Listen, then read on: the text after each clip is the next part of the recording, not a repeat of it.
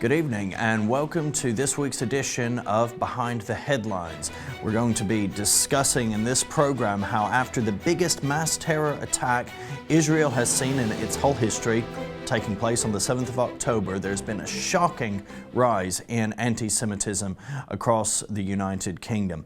The Guardian reports this week that the Community Security Trust that provides protection for the British Jewish community and monitors anti-Semitism has reported the highest levels of Jew hatred on record after the past 4 weeks.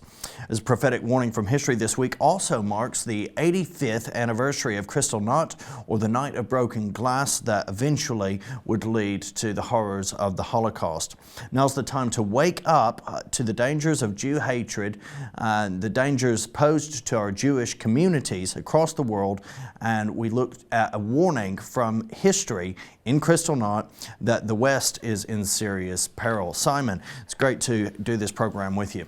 Very much so, and these are dangerous times, and it feels like for the past decade on Revelation TV we've been preparing our audience for such a time as this, where it is very comparable to actually compare the times in which we're living in now to that of the 1930s in Nazi Germany. We're seeing the rise of evil, we're seeing the rise of hatred, and any ideology that its heart is anti-Semitic to its core, we know that literally the gates of hell are being opened, and that is literally how our world is being shaken by the horrific events that occurred a month ago on Saturday the 7th of October. Have we forgotten the horrors of Kristallnacht, which really serve as a reminder, going back in history, of the hatred historically that Jews have experienced? But what we're seeing playing out in front of us essentially is the same sort of activity, the same sort of hatred manifesting across our Western culture. I mean, the difference is, I think, between 85 years ago when Kristallnacht occurred, known as the Night of Broken Glass, on the 9th and the 10th of November 1938, was that this was top down. Right. So this was the Nazi government in power, imposing a Nazi pogrom on the Jewish people, and then whipping up the masses to carry out attacks against the precious Jewish communities in Germany at the time. This is different this time. It's coming from the grassroots up. So it's coming from the bottom up, and that poses a new danger in itself. But effectively, we're seeing the same hatred. We are seeing a very similar Nazi-esque ideology on our streets of London, streets of Belfast, streets of Glasgow, streets of Edinburgh, streets of Birmingham, Manchester. Wherever there's a major city in this country, we're seeing mass protests and demonstrations. So at the very heart of them is a hatred for the Jewish people, with chants of genocide. Palestine will be free from the river to the sea. We're seeing jihad being proclaimed on our streets, which is a holy war, and a call for the destruction of the modern state of Israel. So what's the difference now between Nazi Germany and Austria in the late 1930s, 85 years ago, from what we're seeing today on the streets of London, Paris, New York, Rome, anywhere else in the Western world? It's not just in our country here in England and across the United Kingdom, in the United States as well, in places that historically would have contained a greater population in favor of Israel. We're seeing the encroaching Jew hatred that we're seeing across Europe. A lot of this spearheaded by our universities and by indoctrination there. But tonight we're going to be reflecting on the 85th anniversary of Kristallnacht and tying it into this ongoing debacle across our Western civilization. Just to recap, that there were over 1,400 Israelis murdered by Hamas on the 7th of October. More than 3,300 wounded, many of them critical. 240 to 300 Israelis have been kidnapped and taken to Gaza, with a minimal amount, I believe 4 or 5, either released or managed to be reclaimed from their captivity in Gaza. 341 Israeli soldiers and counting have tragically lost their lives in the conflict so far, and Israel is now in an undisputed state of war. Jew hatred since the Hamas massacre has increased massively across the world, bringing fear and anxiety to Jewish communities. Many in Jewish communities even opting for what they perceive as a safer environment, Israel, and getting on flights and returning. There have been calls even by the Israeli government for Israelis to not travel or to rethink their travel plans, and for Israelis abroad to come home immediately. And The Guardian has reported this week, though, that the Community Security Trust, which provides protection for Britain's Jews and monitors anti-Semitism, has reported over the past few weeks the highest reported number of hate crimes against the Jewish people in the UK in modern times. There have been more than 1,000 recorded incidents of anti-Semitism, the highest ever recorded by the Community Security Trust since it was founded in 1984. And just in the past few weeks. These include 47 assaults and the targeting of Jewish children and schools. In comparison to last year, there were 160 anti-Semitic incidents. Now there has been a 537% increase. Chilling, I think, is the word. And these are reported instances of anti-Semitism. The number will actually be an awful lot higher. We see that also that on Thursday, the 9th of November, marks the 85th anniversary of Kristallnacht, or translated into English, the Night of Broken Glass, where Nazi mobs attacked German Jewish communities, smashed Jewish shop windows, pulled down synagogues, rounded up 30,000 Jewish men and burned all the synagogues across Germany. And this is the danger of what happens when Jew hatred is out of control. And this is a prophetic warning from history. Let's have a look now, and actually, Regan, to break down this report by the Community Security Trust. And these are reported instances on anti-Semitism only over the past 4 weeks. So they say in the 28 days inclusive between the Hamas terrorist attacks on Israel, Saturday the 7th of October, and Friday the 3rd of November, CST, also known as the Community Security Trust, recorded at least 1,119 anti-Semitic incidences that were reported across the UK.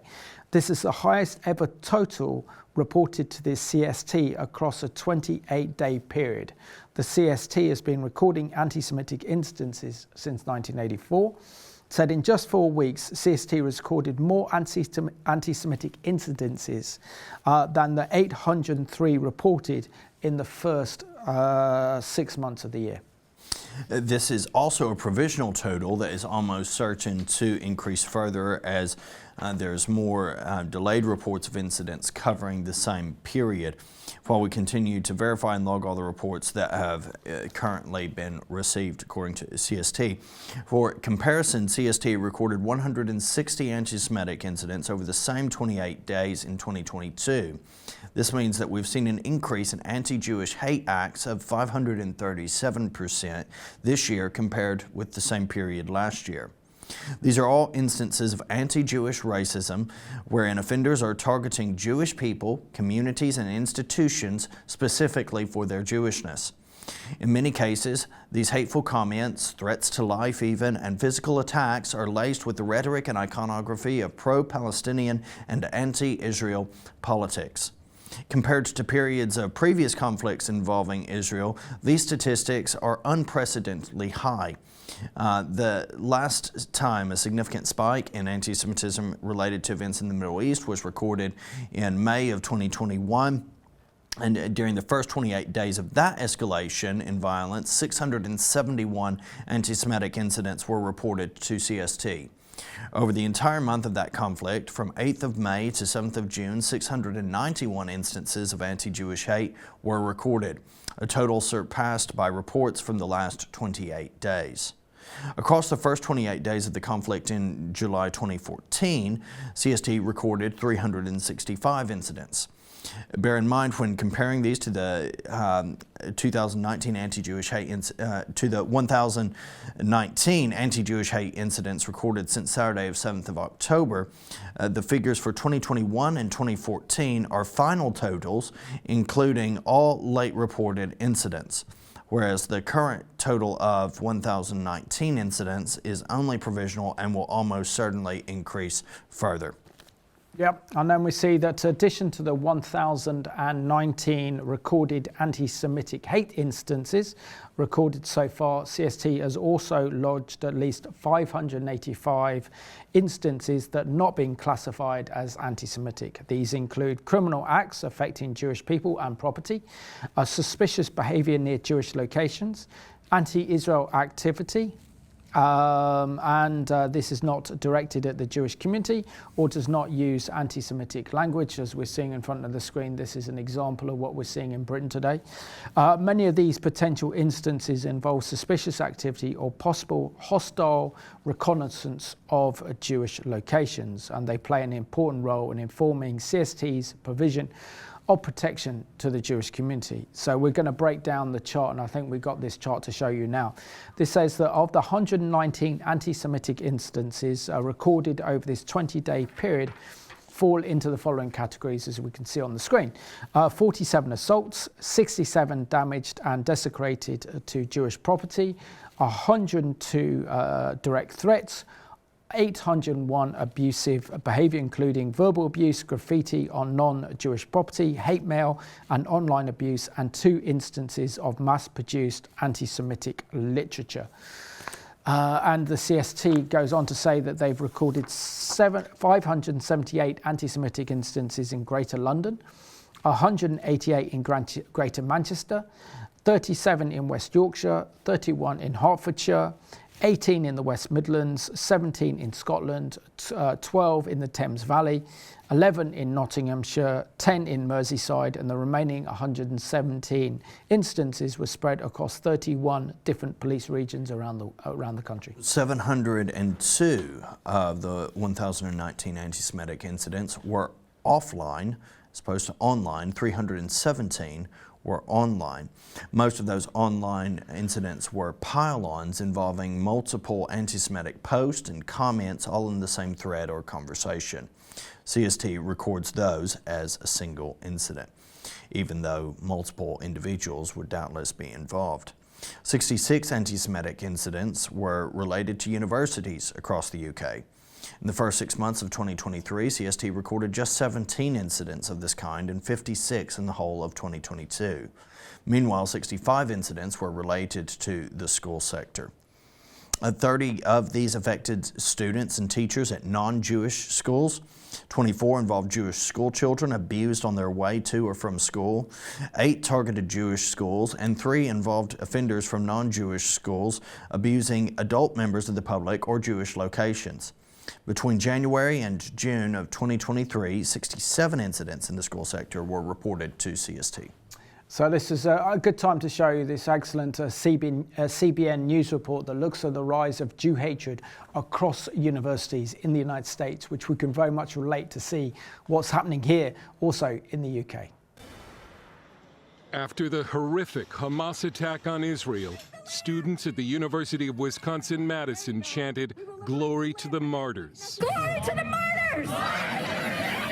Cornell University professor Russell Rickford called the Hamas killings exhilarating. It was exhilarating, it was energetic. And an instructor at Stanford has been suspended for allegedly making Jewish students stand in a corner while publicly referring to them as colonizers. Many colleges and universities have allowed and even promoted pro-Hamas anti-Jewish hatred for decades.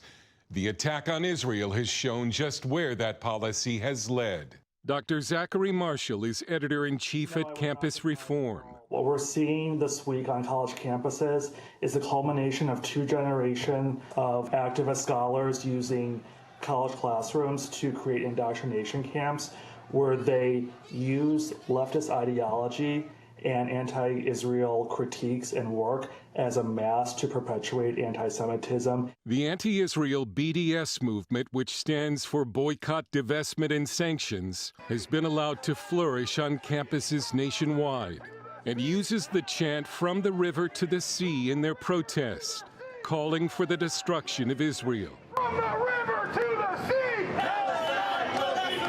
After the Hamas attack on Israel, the BDS movement's website posted and later deleted that it supported the slaughter of Israelis by Hamas, calling it heroic and justified. And not only is it a moral failing and an intellectual failing and just a scandal, but it's a strategic threat to the American Republic. Dexter Van Zyl of Middle East Forum says the Hamas terror attack finally exposed the BDS movement for what it's really about, the destruction of the State of Israel. It's been a long time coming, and the October 7th attack exposed it. We support the Anti-Father! The major campus group behind the BDS movement is Students for Justice in Palestine. After the Hamas attack, Boston University's SJP chapter posted that victory is ours. Universities like Harvard have been embarrassed and lost donations because of pro-Hamas support. It's gotten so bad that Ezekiel Emanuel, longtime Democrat and brother of Rahm Emanuel, wrote an editorial in Wednesday's New York Times entitled "The Moral Deficiencies of a Liberal Education." It's terrifying and sad that it took the death of over 1,000 Jews in Israel to direct people to the totalitarian forces that are now, running amok on college campuses in the United States. But that's what it took. Dale Hurd, CBN News.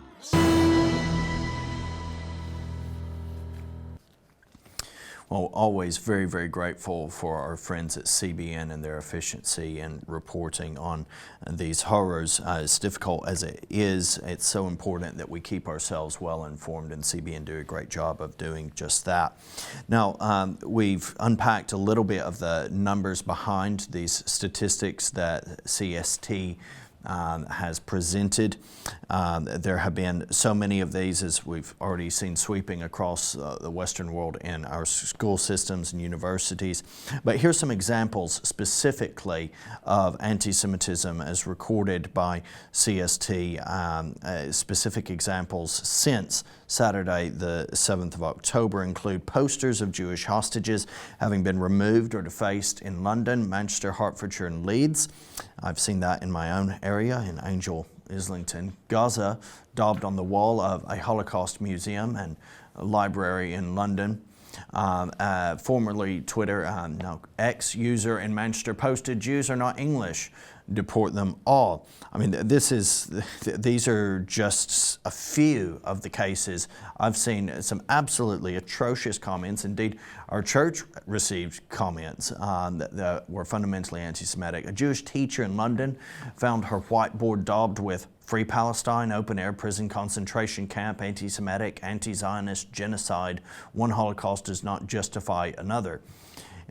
In Thames Valley, a child was overheard leaving school saying, "It would be great if someone kidnapped a Jewish family." Absolutely reprehensible. An academic in Manchester posted on an online platform, "There was a fundraiser for Gaza inside the campus, and it was a joy to pass by and donate £5. One dry punch to bleep the Jewish slur." So there we go. That's horrible. And indeed, we had a week or so of monitoring comments saying similar on social media. A kosher grocery shop in London received a call asking about the conflict, followed by threats to blow the shop up. Bacon was thrown over the gate of a Jewish school in London with a note saying, "Die you Jewish." A Jewish university student in Bristol was told, "You and your family are money grabbing, expletive, murdering Muslim people."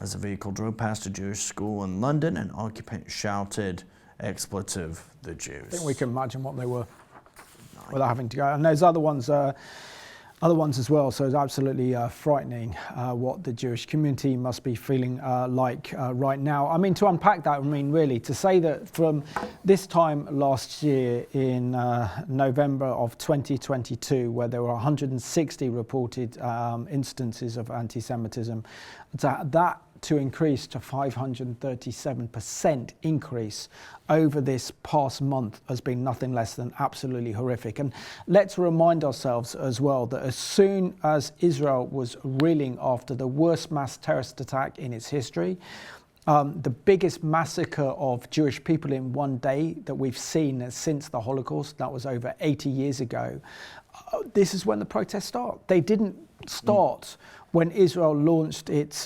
defensive war against Hamas in Gaza. They started immediately. Yes. They started when Israel was still trying to clear those villages, kibbutzes and towns of Hamas in the south of Israel, when we saw these big hate-filled demonstrations in London, also near the Israeli embassy in High Street, Kensington. That was on the Monday That's when they started. Following. Yeah.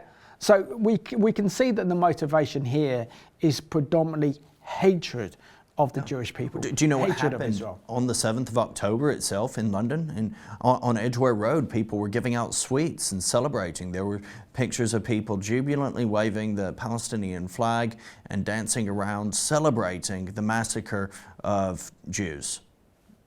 Reprehensible, evil on full display.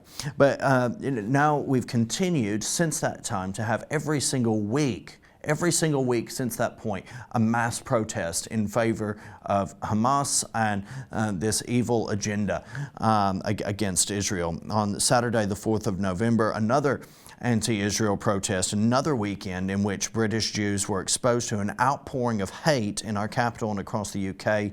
Manchester, Birmingham, Leeds, Liverpool, Newcastle, the list of cities where this was taking place goes on. Some video footage from places like as far as Exeter, where people were gathering to show solidarity, essentially for terror, was passed my way. For decades now, CST has been writing and talking about the relationship between Israel, anti-Semitism, and the groups and individuals that place themselves at the center of this pro-Palestinian movement. Therefore, won't surprise to know that for decades, CST has been evidencing that anti-Semitism, extremism, and deep illiberalism that manifest on these marches, rallies, and protests. In 2002, it was al-Muhajirun activists dressed up as suicide bombers in Trafalgar Square as the violence of the Second Intifada raged in Israel. In 2006, it was the placards that read, "We're all Hezbollah," and the ones with the face of Hassan Nasrallah emblazoned across them the words, "Boycott Israel," written above. In 2009, it was the riot that broke out outside the Israeli embassy that left shop windows smashed in as women and children took cover in doorways, and a police officer was left unconscious. In 2014, it was the, quote, "Hitler, you were right," end quote, sign and the placard promoting the protocols of the learned elders of Zion. It's the Israeli Nazi comparisons. It's the blood, it's the chants of Kaibar Yahud. It's the so-called small pockets of anti-Semitism that appear over and over and over again. And the danger is that Jew hatred has gone from the fringes of our society to mainstream, and what starts with the Jewish people never finishes with the Jewish people. And that's why we've got an excellent trailer and extract from Gloria Greenfield's excellent film, Unmasked Judophobia, and we'll be joined with Gloria shortly.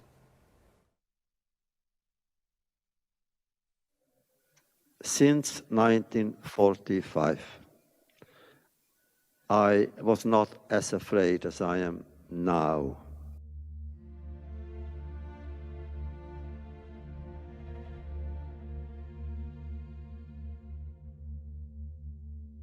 The hardest question in the world is, why the Jews?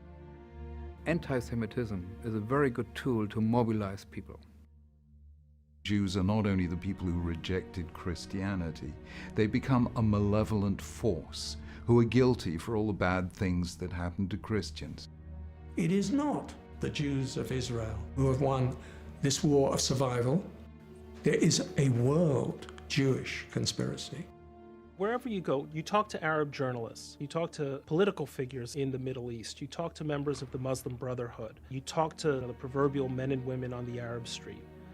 The amount of their political thinking informed by an anti-Semitic conspiracy is staggering. What we're witnessing today is the ascribing to Israel of the two great evils of the 20th century, apartheid and Nazism.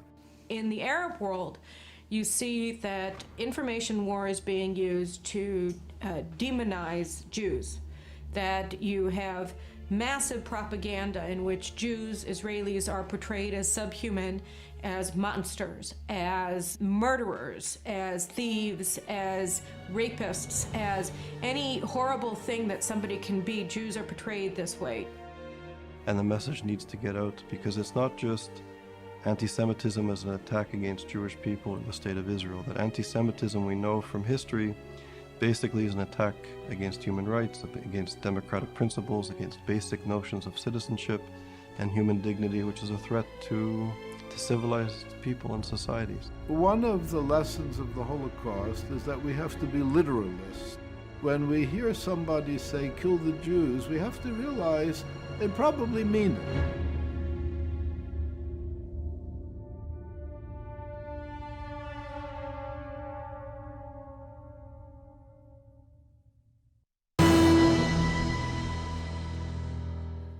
This week's special guest joining us from Tennessee in the United States is a famous award-winning documentary maker and film producer, Gloria Greenfield. She's produced amazing documentaries about Israel called The Case for Israel, Democracy's Outpost, Unmasked Judeophobia, The Fight of Our Lives, and Civilization in the Danger Zone. Gloria, it's an absolute pleasure that you can join us from the States today on Behind the Headlines.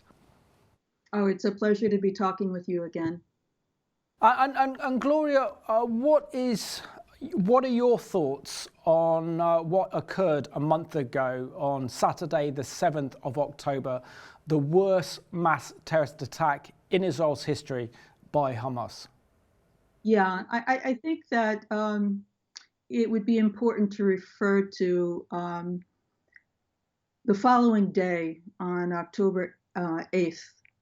The Wall Street Journal reported from Dubai that according to senior members of Hamas and Hezbollah, Iranian security officials helped plan Hamas's October 7th terrorist attack, and they gave the green light for the assault at a meeting in Beirut the previous Monday. And they also reported that officers of Iran's Islamic Revolutionary Guard Corps had worked with Hamas since August to devise the air, land, and sea incursions. Now, apparently, the details of the operation were refined during several meetings in Beirut, which were attended by the IRGC officers and representatives of 4 Iran-backed militant groups, including Hamas and Hezbollah. It's really important for us to understand that also the day before October 7th, as part of the plan, Hamas agreed to a ceasefire with Israel. Now, the importance of the timing of this follows the rallies and dissension that happened in Israel related to the judicial reform. And it's interesting to note that some of the funding for those rallies, huge rallies in Israel, received funding from foreign nations, including New Israel Fund and other NGOs. Now, one can consider whether the weakening of unification within Israel was part of any plan, or whether it was just from a Hamas, Iran, Hezbollah perspective, a great opportunity. But I believe that, and it's not my belief. I mean, it's fairly understood, well understood, that it was very important for Israel's enemies to do something that would totally humiliate Israel, because they were sending a message to Saudi Arabia that Saudi Arabia was going through, it was in the wrong direction, thinking that they should align with Israel because that humiliation of Israel by the barbaric, savage assault on Israeli citizens was to give Saudi Arabia the message that Israel wasn't strong enough to protect themselves, let alone be of use to Saudi Arabia. Since then, you know, Israel has shown that it is very strong. Unfortunately, too many people are focusing on, well, you know, who's at fault? What did Israel do wrong, etc. What needs to be done right now is to support Israel, acknowledge Israel's strength, and make sure that governmental pressure from various countries does not increase for a ceasefire, because the only way that Israel can protect its citizens and its being is by taking down Hamas, and after Hamas, Hezbollah, and the other terrorist organizations, the other proxies of Iran. And Gloria, I've got two very important questions I need to ask you before we finish this short interview with you. Firstly, what do you make of the absolutely vile Palestinian demonstrations that we've seen across the Western world, and including in London? And I was caught up in the one in Westminster a few weeks ago. And I always wondered what it would be like to be in Munich in Germany in the 1930s. And I think I got a real taste of that. And it felt like coming face to face with evil. What are your thoughts on this explosion of Jew hatred that we're seeing across the Western world, and with your precious Jewish community being scared and fearful across the West right now? I think it's important for us to understand that, as the late Rabbi Lord Jonathan Sacks has said, it may start with the Jews, but it doesn't end with the Jews. And the terrorist leaders have already said that it's not after the Jews are going after the Christians. This is part of a major assault, and the rise of Jew hatred in the West is part of a major assault on Judeo-Christian values. And it is part of, in my opinion, it is part of the quest of the jihadists to establish a global caliphate. Gloria, do you think that British and European Jewry actually have a future? Because we know that the British Jewish community has seen literally a 537% increase in reported anti-Semitic instances. They're saying that anti-Semitic instances in France are off the scale, and right across the European Union as well. I think the real question is, does the West have a future? Because if Jews and Christians are massacred, there is no West. There is no Western civilization. Western civilization is founded on the Hebrew Bible and Judeo-Christian values that emanate from the Hebrew Bible. So I think that it's important for us to understand that this is a stage. The assault on Jews, the murder of Jews, the harassment of Jews is part of a bigger agenda of taking down Western civilization and establishing a world caliphate.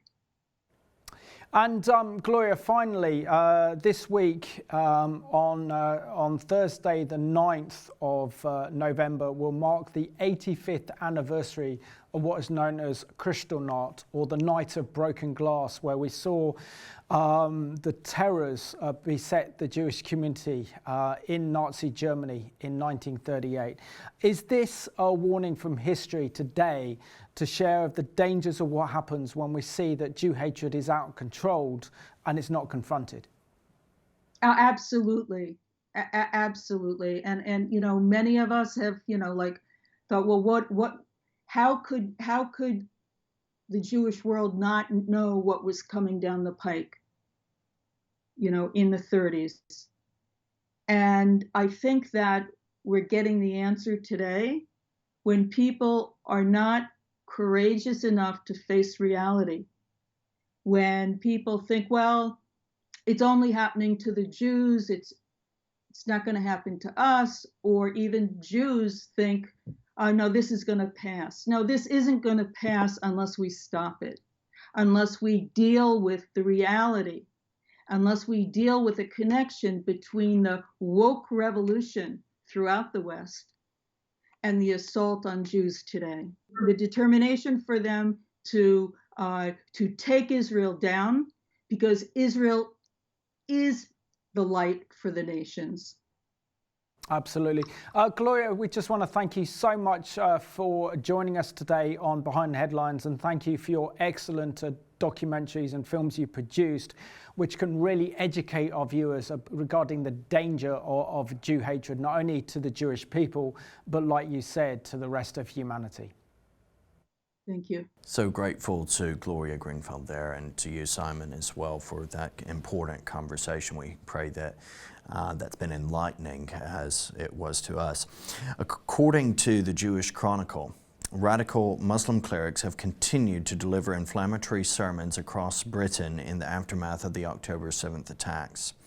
In one example, a recording posted on YouTube by the Medina Masjid, an Islamic center in Oldham, showed an imam asking Allah to give victory to our brothers in Palestine and Gaza. God, rid us of the Jews, the usurpers, oppressors, and aggressors. He added that the Palestinians were, quote, being torn apart, end quote, by the, quote, usurping Jews, the unjust haters, the brothers of the monkeys and apes, end quote. While Gazans were, quote, undertaking jihad to preserve the pride of the Muslims, end quote. Meanwhile, at the Northampton Mosque, an Islamic center just 5 minutes walk from the Northampton Hebrew congregation, an imam asked Allah to destroy the usurping Jews and to count them and kill them. Don't let any of them survive. Make them war booty for the Muslims.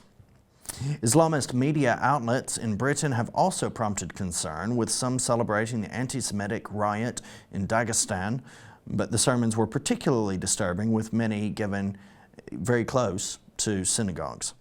Prayers for victory, in which Israel would be destroyed in order to allow Palestinians to be liberated, were recited at the Hira Center in Feltham, West London, a few miles away from Ealing United Synagogue.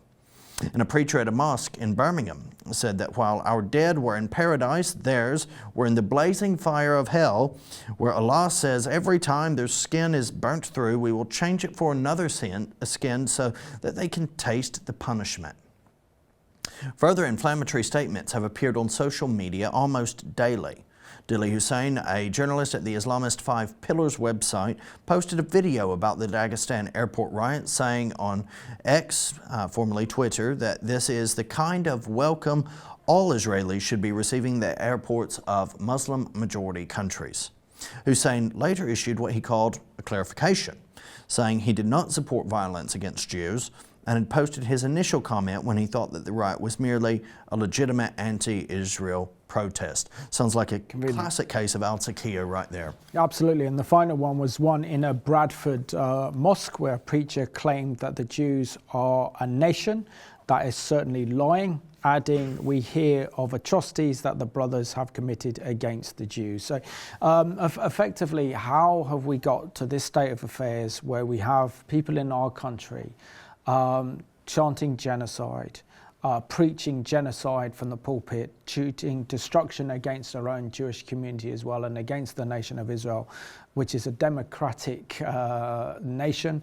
It's a member of the United Nations, and that Israel is a light and beacon of democracy and freedom around the world. And I think we have to grasp this, that if Israel is destroyed, then the West is destroyed, because Israel is effectively on the front line and is surrounded by this ideology of hatred. And we see, for example, historically, this infusion of Nazism with Islamic extremism, particularly that of the Muslim Brotherhood. So effectively, we now have a Nazi-esque Islamist ideology that's come out of that influence of the Nazis in the 1930s with radical Islam that is producing this toxic Islamic Nazi ideology that its heart is wanting the destruction of the state of Israel, and its heart is just pure Jew hatred.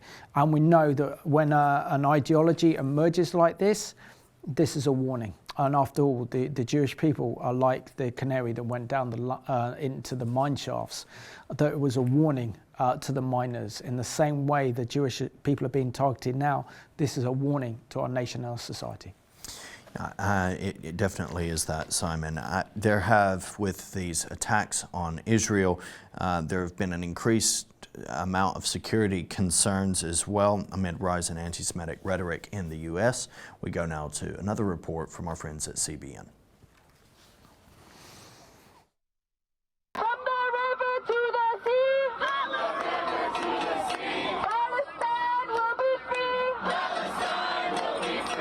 This type of rhetoric can lead to violence, and sadly, Devorah Halberstam, an activist against anti-Semitism, knows that all too well. Her oldest son, Ari, murdered for simply being Jewish back in 1994. My son's case in particular was a revenge attack for what was taking place in the Middle East. So certainly on a smaller scale, it was similar to that. And my son, who was completely innocent, it was an attack on an entire van load of identifiable Jewish students. And Ari, his van was shot up with 40 rounds of ammunition. Halberstam calls the hate that fuels anti-Semitism a threat to all of civilization, not just the Jewish community. It's amazing how much devastation hatred could create. But people need to look at this and say, that could be my son and my daughter, and my sister or my brother or my friend or my neighbor. While state and local leaders see no current credible threats against their Jewish communities, they aren't taking any chances. In New York City, home to the world's largest Jewish population outside of Israel, the NYPD is under orders to make sure they have all the resources they need to feel protected. Governor Kathy Hochul reiterating anti-Semitism will not be tolerated. And I'll continue to fight anti-Semitism every place it rears its ugly head. We will defeat evil right here in New York. Let's win this, everyone. Let's stick together. New York stands with Israel. Virginia Attorney General Jason Miyares tells CBN News state police have ramped up patrols of synagogues, Jewish day schools, and Jewish community centers. Anti-Semitism is the world's oldest form of bigotry. It seems to always come out of the shadows when there's conflict, and right now we want to make sure that our Jewish citizens feel protected and safe and secure. Meanwhile, in Washington state, members of the Jewish community say their leaders have failed to follow through on promises of increased security. Seattle talk show host Jason Rantz, author of the book What's Killing America, says liberal policies in his state have created an environment that feeds anti-Semitism. He blames the lack of condemnation of the Hamas attacks for causing greater anxiety among the Jewish community rather than providing a sense of security. We're noticing who's showing up to these pro-Hamas rallies, and I think people are realizing these are our neighbors, right? These are our doctors, our lawyers, our kids' teachers, and that is a terrifying reality that you have people celebrating the deaths of innocent Jews, and they seem to feel like it's okay to hold that position. So we can see that this rise of Jew hatred that has literally exploded around the world over the past month is not only occurring in Britain, it's also occurring in the United States, but it's also occurring in France and the EU. And because we're out of the European Union, it means that we're having less and less news from what's happening in Europe. So let's just unpack what's happening in Europe. So according to The Guardian, and The Guardian is not known for its pro-Israel stance, they've reported reported that anti-Semitism in France has exploded. They say here that the number of anti-Semitic acts has exploded. He told France 2 television, adding that 486 people had been arrested for such offences, including 102 foreigners. Hamas, I repeat, not gunmen, but terrorists, attacked Israel on the 7th of October, not killing, murdering 1,400 people, mostly civilians, and taking about 240 hostages, Israeli authorities are saying. So we're seeing here that the police chief in Paris tells of 257 cases in Paris region alone and 90 arrests. France has recorded more than 1,000 anti-Semitic incidences since the 7th of October, and France's Jewish population is estimated to be over 500,000, which is the largest in Europe and the 3rd largest in the world outside of Israel and the United States. In the central city of Lyon, prosecutors said that this weekend anti-Semitism was behind the knife attack on a young Jewish woman in her own home. Her life is said to not currently be in danger. The European Commission said that European Jews today are again living in fear.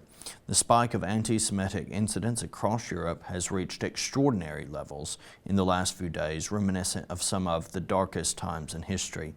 And really, Simon, this is what we have in front of us today. We have this reality that nothing has really changed. Never again has shown itself to be an empty platitude, an empty slogan, because right under our noses we are seeing the same attitudes, the same behaviors that would eventually lead to the horrors of the Holocaust being allowed, being perpetrated and perpetuated in our Western societies. Indeed, it all kicked off as we see this weekend, the 85th anniversary of what's become known as Kristallnacht, Night of Broken Glass, when across Germany, every synagogue in Germany was burnt to the ground. Jewish shops were vandalized with the windows bashed in and goods looted. Horrors against the Jews began in earnest at that occasion, unhindered seemingly by anyone. And I think it's a chilling warning from history, and it's also a prophetic warning of what happened on the continent of Europe 85 years ago. On Thursday will mark the 85th anniversary of Kristallnacht, or the Night of Broken Glass. I mean, it's horrible to think that 30,000 Jewish people, men, were rounded up by the Nazis and taken to concentration camps. We see there the burning of Torah scrolls, burning of synagogues, public humiliations and stuff as well, all carried out by the Nazi youth and others linked to the Nazi regime. But it was made to look like this was a spontaneous outpouring of grief and anger by the German people, and it was actually ordered and coordinated on behalf of Hitler and the Nazi regime itself. It took place all across Germany, throughout annexed Austria, and in areas of the Sudetenland and Czechoslovakia, which had been recently occupied by German troops. The violence was instigated primarily by Nazi party officials and members of the SA, commonly they're known as stormtroopers, the Sturmbannwagen, and Hitler Youth as well. In 2 days and nights, more than 1,000 synagogues were burned or otherwise damaged, with 7,500 Jewish businesses ransacked and looted. And as you've already highlighted, there was a number, 30,000 Jewish males aged 16 to 60 arrested simply for the crime of being Jewish, 91 murders of Jews across the land, and vandalization of Jewish hospitals, homes, schools, and cemeteries. To accommodate so many new prisoners, the concentration camps at Dachau, Buchenwald, and Sachsenhausen were expanded, and then we begin to see the horrors of the Holocaust unfold. Absolutely, and of course it all started with the Nuremberg laws, the racial discrimination against the Jewish people, having to wear the yellow badges, not being sacked from their professions of work, not allowed to have businesses, or not even to intermarry with Germans or anyone else, fearing that this would pollute the Aryan race. And it just shows you it doesn't take much for evil to arise. And one thing as a student of history, one thing I've noticed about evil is that when evil's on the march, it happens quickly and destruction comes quickly. And this is what we're seeing today. Literally, ever since Saturday the 7th of October, we've seen this explosion of Jew hatred around the world. And the world should be repulsing at the horrors committed by Hamas on this mass terrorist attack that took place. You know, the murder, the rapes, the beheading of babies, burning of people in their homes, the torture. I mean, I'm going to stop there, but it's enough to make us actually remember that we haven't seen anything like this since the Holocaust, and that was over 80 years ago. And this is the danger. It first starts with the Jewish people, but never finishes with the Jewish people. So if you think that you're safe from this, if you think that what's happening with Israel's war against Hamas doesn't affect you, and you're saying, well, why should this affect me? This is in the Middle East. I'm indifferent to this. Well, the danger is you learn nothing from history. Because if there's one thing we learn from history, when it comes to the most oldest of all hatreds, which is anti-Semitism, it destroys nations. It destroys societies. Because this ideology is absolute full of evil, and it is not rational. It literally comes from the pit of hell. And if the Jewish people are first, then we're second. We're not immune from this.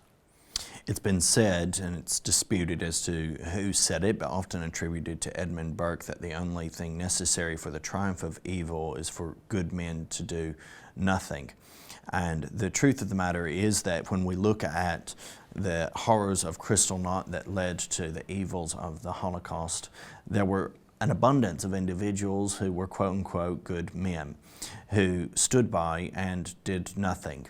Overwhelming majority, authoritarianism, popularity of the Hitler Youth and others under Hitler's orders, just standing back and allowing this horror to happen.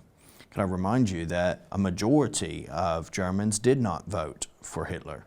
A majority of Germans voted for other parties, but through split votes, Hitler was able to achieve power with just short of 44% of the popular vote that saw him come to power and install what was called the Third Reich. With that, we see as he begins to enact his horrific policies and as these begin to take root and inflame more and more hatred, there would have been opportunities, Simon, for the majority of the German people to stand as good citizens and defend their Jewish brothers and sisters. But they chose not to do so. They chose to watch as Jews were carted into trains, knowing, having seen the smoke from the chimneys, what fate awaited them. They chose to stand idly by as children were separated from their parents, as parents were forced even to choose between their children as to which one to keep alive. As these horrors were enacted, as businesses were vandalized, as women were raped, an abundance of people who claimed to be good people did absolutely nothing.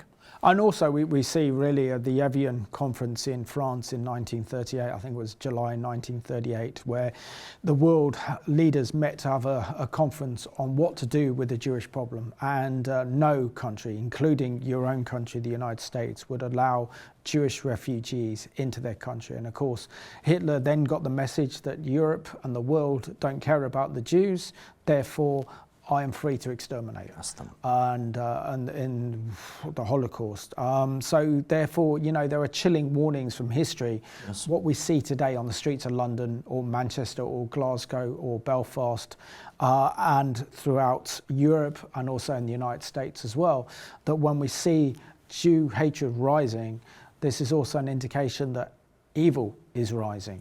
because we know that the ideology behind Jew hatred is absolutely satanic. And anyone who's calling for the destruction of the Jewish people and the nation of Israel, because after all, there is only one Jewish state, that's the nation of Israel. The Jewish people don't have another homeland. They don't have another country to go to. They only have the state of Israel.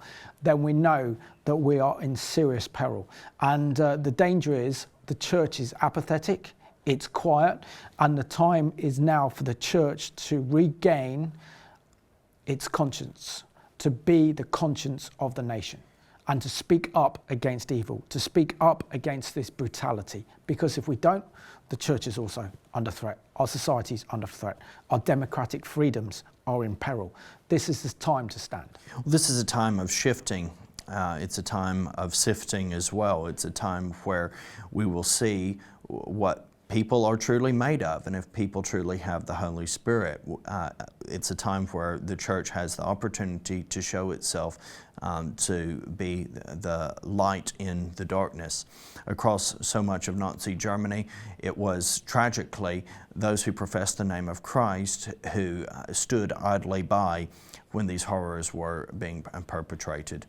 And so it's now time that we ourselves recognize that we cannot stand idly by, that Christians across the United Kingdom hold fast to the truth that's found in the Jewish Messiah, Jesus, and that we be a people who give voice to our Jewish friends. Absolutely. So thank you, Regan, for this very important Behind the Headlines. And I want to thank you for watching at home. We see in our streets the rise of Jew hatred in our cities. We see what's happened to Israel over the past month. We can't afford to be silent. Now is not the time to be indifferent and apathetic. Now is the time for action. Now is the time to really bring comfort to Israel and the Jewish people and show them their Christian love, that they are God's beloved. So thank you for watching this week's edition of Behind the Headlines.